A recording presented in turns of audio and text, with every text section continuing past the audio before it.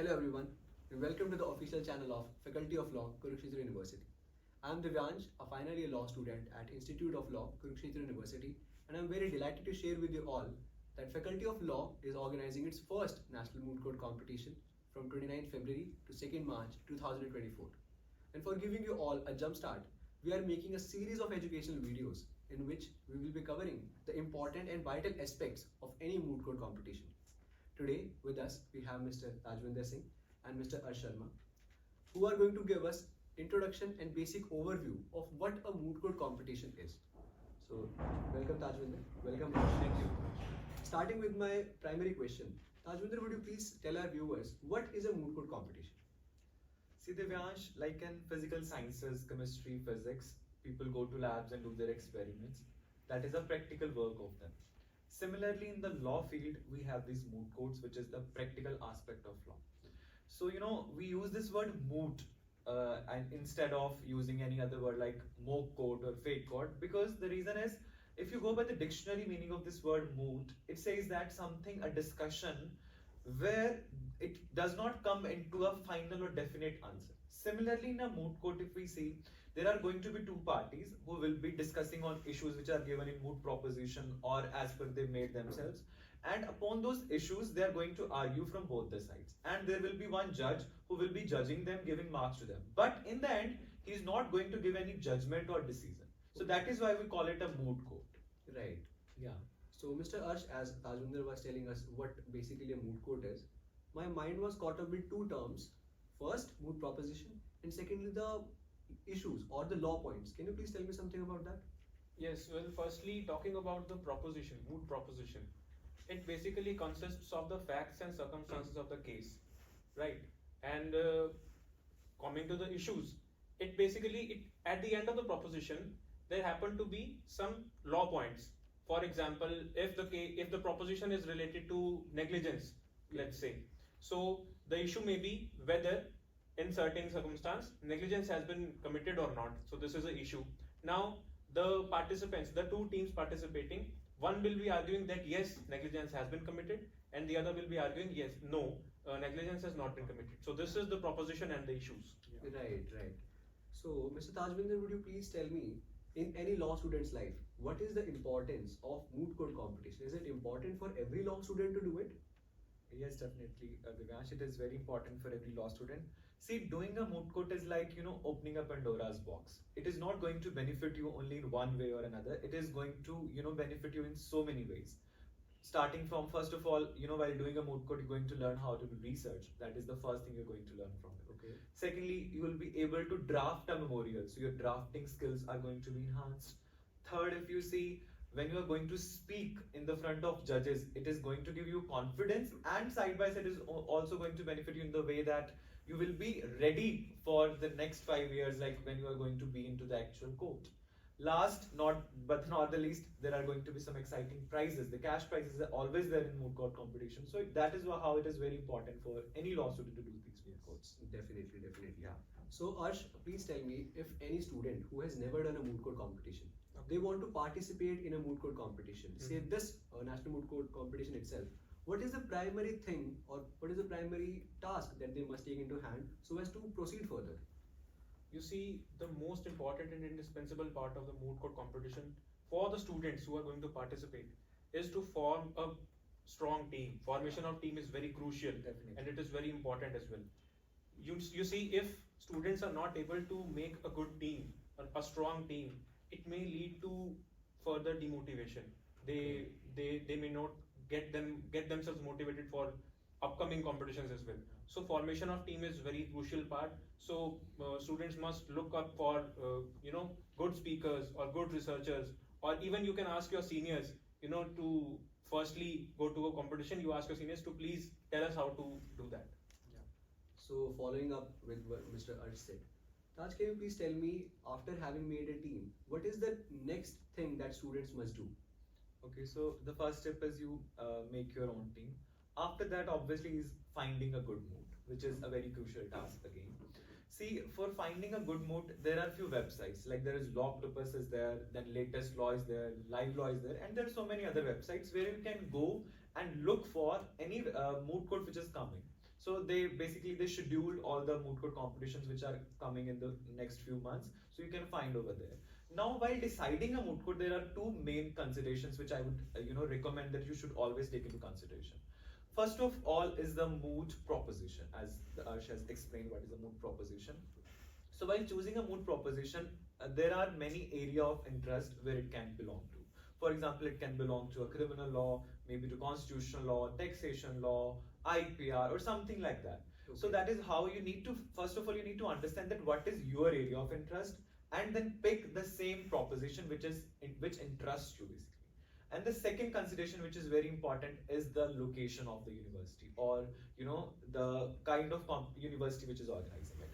So if we are sitting in the northern part of the country, if you are choosing your first moot which is happening somewhere in south part of the country, it is going to be difficult for you to go there, and you might feel a financial burden of it as well. So that is why these two considerations should be taken into consideration. First, the moot proposition, and second, the location of that where it is happening. Okay, so suppose I have found a moot court competition in which I have to take part. Secondly, I have formed my team as well. Yeah. So what is the next step, Arsh, which I must take so as to go into that competition? What is the thing that I should do? Yes, so the next step would be to register yourself in the respective moot court. The registration is the next step.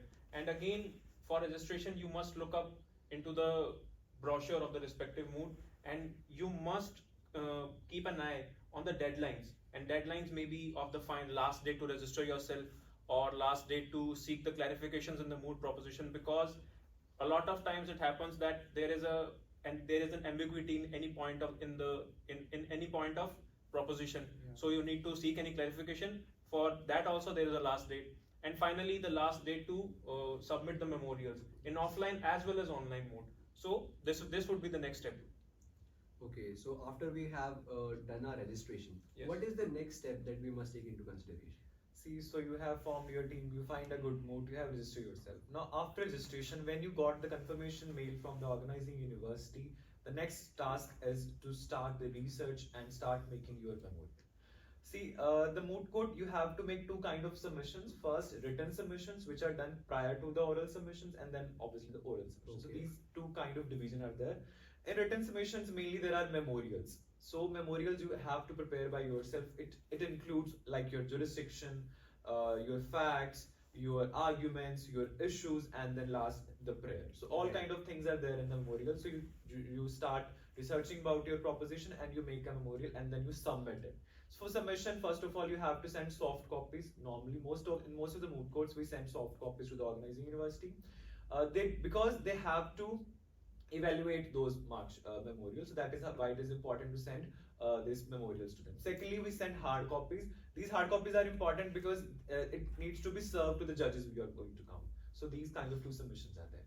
Okay, so as Tajwinder rightly said, that there are two forms of submissions. One would be written submissions, and second would be the oral submissions. Yeah. So Arsh, please tell me, if I have completed my work in regard to preparation of the written submissions, how do I make my oral arguments? How do I prepare for the oral rounds in which I am going to contend against the other parties, in which the case is beyond the court? Yeah. Yes. How do we make our oral arguments? Three things need to be kept in mind regarding the oral arguments. Regarding the preparation, I would say, to the oral arguments. Okay. Firstly, there in the team there is speaker 1, speaker 2, and researcher. So the two speakers, they must establish their arguments themselves. Okay. They must form their arguments themselves. The contentions they are going to raise before the honorable judges, they must form themselves. Secondly, you must practice your arguments. Yes. The articulation of the arguments, you must practice it at least 8 to 10 times. Okay. At least 8 to 10 times. That is most indispensable part, because that's how you can convince the judges more proficiently. And lastly, what we used to do as students, and when we participated, and when we are also participating in the moot court further, we would ask our seniors or our friends or our even our teachers to be the judges, and then we will argue before them as the participating teams. So they would ask us questions, and we would be aware about whatever questions may be asked in the actual competition. So that's how you prepare for your oral arguments. Yeah. Okay, so now having all of this hectic work done by the parties or the students, as I say, these written submissions have been made. these oral arguments have been prepared and exercised or practiced by the students. Now, before the actual competition, what should be the consideration for the participating students? Okay, so after preparing, when you reach the actual destination, when you reach to the university over there, so there are a few considerations which needs to be taken care of.